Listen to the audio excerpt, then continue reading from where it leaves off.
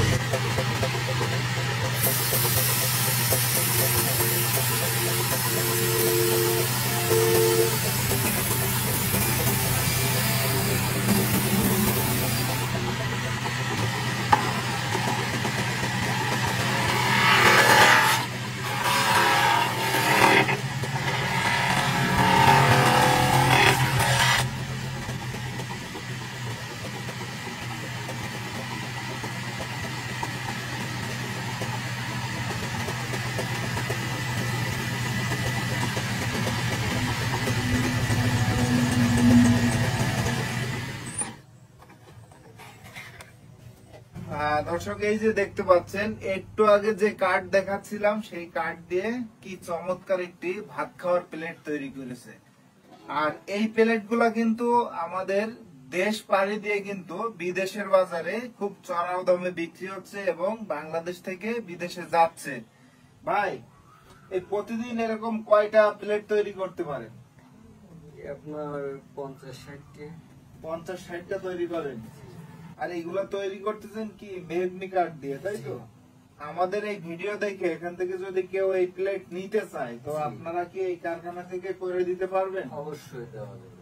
তো এরকম প্লেট যদি কারো প্রয়োজন হয়, কেউ যদি আপনারা নিতে আগ্রহী হন, তাহলে অবশ্যই এই শাহিন ভাইয়ের সাথে যোগাযোগ করবেন। ভাইয়ের নাম্বারটি আমাদের ভিডিওতে অবশ্যই দেওয়া থাকবে। 322 বছরের পুরাতন একটি টালি তৈরির মেশিন। 1704 সালে মেশিনটি সরাসরি ইংল্যান্ড থেকে নিয়ে আসা হয় মাগুরা জেলায়। এই মেশিনটা যখন চলতো তখন এই এলাকার অনেক লোকজনের রুটি রোজগারের ব্যবস্থা হতো। এই পুরাতন মেশিনটি দিয়ে একসময় যারা টালি তৈরি করত তারা এখন আর পৃথিবীতে কেউই বেঁচে নেই।